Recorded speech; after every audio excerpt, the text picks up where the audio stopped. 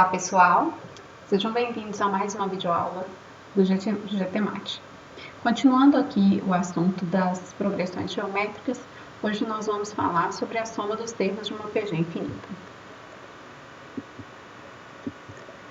Então, mais uma vez, para relembrar, uma PG é uma sequência onde sempre que eu faço o quociente de um termo pelo seu antecessor, esse resultado dá constante, e essa constante é o que a gente chama de razão e denota por quê. Então, isso significa, né, como a gente já falou, que quando eu faço aqui AN pelo seu antecessor, isso vai dar Q, e aí se eu passo esse AN menos 1 multiplicando, eu obtenho que AN é igual a N menos 1 vezes Q. Nós já vimos também a fórmula do termo geral. A N é igual a 1 vezes Q elevado a N menos 1. Então, a potência do Q aqui, ela é sempre uma unidade menor do que o índice do termo aqui que eu estou procurando. E também já vimos que a soma dos N primeiros termos de uma PG, ela é dada por Sn igual a 1 vezes Q elevado a N menos 1, dividido por Q menos 1. Essa fórmula ela é válida para Q diferente de 1.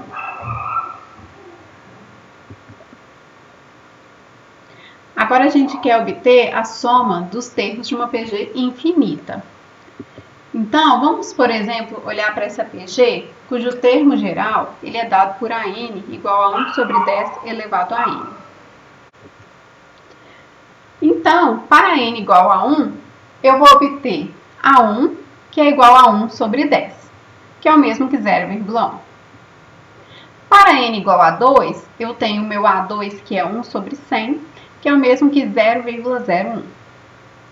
Para N igual a 3, eu tenho meu A3 igual a 1 sobre 1000, que é 0,001. Para N igual a 4, eu vou obter 0,0001. E para N igual a 5, a gente obtém 0,00001. Então, observa aqui que eu estou aumentando o valor de N, e o que está ocorrendo com os valores obtidos para os termos dessa minha PG? Eles estão ficando cada vez mais próximos de zero, né? Então, essa sequência que a gente estava trabalhando anteriormente, ela é uma PG com A1 igual a 1 sobre 10 e Q igual a 1 sobre 10 também. Eu posso escrevê-la, ao invés de usar as potências, usar um número decimal. E aí, utilizando os resultados que a gente obteve anteriormente, a minha PG é da forma 0,1, 0,01, 0,001, depois 0,0001 e assim por diante. Então, como eu disse, à medida em que N torna-se grande, esse valor Q elevado a N, que é o mesmo que 1 sobre 10 elevado a N, esse valor vai ficar cada vez mais próximo de zero. Ele sempre vai ser 0,0000 e assim por diante, né? Depois o 1 no final. Então, cada vez ele vai ficar mais próximo de zero. E aí, esse fato a gente representa matematicamente através dessa expressão aqui, ó, que a gente lê assim: o limite de 1 sobre 10 elevado a n, quando n tende ao infinito, isso aqui é igual a zero, né? Então, eu estou dizendo que à medida que eu tomo os valores grandes para n, então, quando essa questão dos valores grandes, ela é representada aqui por essa n indo para o infinito. Então, eu tomo valores grandes para n, e aí essa fração, né, 1 sobre 10 elevado a n, fica muito próxima de zero. Então, isso matematicamente, a gente representa dessa forma. De um modo geral, se o módulo da minha razão é menor que 1, o que significa módulo ser menor que 1? Significa que eu tenho menos 1 menor que Q menor que 1. Né? Então, sempre que isso ocorrer, eu vou ter que o limite de Q elevado a n, quando n tende ao infinito, também vai ser zero.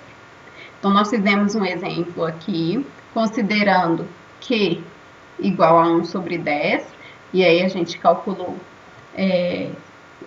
olhou para Q elevado a n, e aqui está falando que, de modo geral, se a minha razão tiver módulo menor que 1, isso também ocorre. Bom, então o que a gente quer calcular é a soma dos termos de uma PG infinita, com a minha razão tendo módulo menor que 1, que é a situação anterior. Então, a gente precisa analisar o que vai ocorrer com a soma Sn para esses valores grandes de n, né? Ou seja, a gente quer avaliar o que acontece com Sn quando meu n tende ao infinito. Então, vamos olhar aqui para o limite de Sn quando n tende ao infinito. Lembrem que Sn ele é A1, que multiplica Q elevado a n menos 1 sobre Q menos 1. A gente viu isso na videoaula passada. Mas, para n tendendo ao infinito, a gente acabou de ver que essa parte aqui, que é Q elevado a n, isso aqui tende a zero. Então, se isso tende a zero, esse resultado ali vai ser igual a 1, que multiplica 0 menos 1, dividido por Q menos 1. Aqui, então, fica menos A1, né? Que aqui dentro vai dar menos 1, menos A1 sobre Q menos 1, que eu posso reescrever da forma A1 dividido por 1 menos Q. Então, o que a gente teve é o seguinte, na PG A1, A2, A3 e assim por diante, com menos 1 menor que Q menor que 1, ou seja, com módulo de Q menor que 1, nós temos que o limite de Sn quando n tende ao infinito é igual a 1 sobre 1 menos Q. Então, a gente diz que a soma dos termos da PG infinita é igual a 1 sobre 1 menos Q. Esse aqui vai ser a soma dos termos da PG infinita. Então, vamos ver agora alguns exemplos. Então, aqui no primeiro exemplo, também um exemplo mais direto, a gente tem que calcular somas infinitas, né? Então, observe aqui na letra A que eu tenho Observe aqui na letra A que eu tenho uma PG, né? Se eu olhar aqui para a sequência formada por 20, 10, 5, 2,5, isso é uma PG, tendo A1 igual a 20 e Q igual ao meio. Então, para obter aquela soma, a gente vai ter que substituir esses dados aqui. Então, vai ficar o seguinte. Então, 20 mais 10 mais 5 mais 2,5 e assim infinitamente. Isso vai dar 20 dividido por 1 menos meio. Ou seja, isso é 20 dividido por meio, e 20 dividido por meio é igual a 40. Na letra B, eu tenho aqui que o meu A1 vale menos 25 e a minha razão vale 1/5. Então, de novo, a gente vai substituir aqui em cima. Então, menos 25, menos 5, menos 1, menos 1/5, menos 1 sobre 25 e assim por diante. O resultado disso vai ser meu A1 menos 25, né? Dividido por 1 menos Q, que é 1/5. Então, isso vai ser menos 25 dividido por 4/5. E isso aqui, então, vai dar menos 125 sobre 4. Agora, um exercício um pouco diferente. Resolva em R a equação.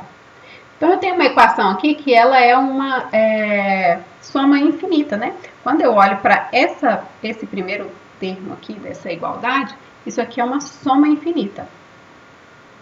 Soma infinita. Né? Então, para esse primeiro termo, nós vamos usar a fórmula da soma infinita. E o resultado a gente vai igualar com o 4/3. Então, a primeira coisa que a gente precisa identificar ali é qual é o A1 e o Q. O meu A1 aqui é x e o meu Q é x sobre 4. Então, vai ficar o seguinte. Então, como eu disse, esse primeiro termo aqui a gente vai igualar com a fórmula da soma da PG infinita. Então, fica A1 dividido por 1 menos Q. Isso tem que ser igual ao 4/3 que está ali do outro lado. Então, agora a gente vai fazer operar essa expressão para achar o valor de x. Então, aqui tirei o MMC na parte de baixo. Então, ficou x em cima, embaixo 4 menos x sobre 4, e tudo isso tem que ser igual a 4/3. Vou multiplicar cruzado. Quando eu faço isso, vai ficar 3x, né? E do outro lado, 4 que multiplica 4 menos x sobre 4.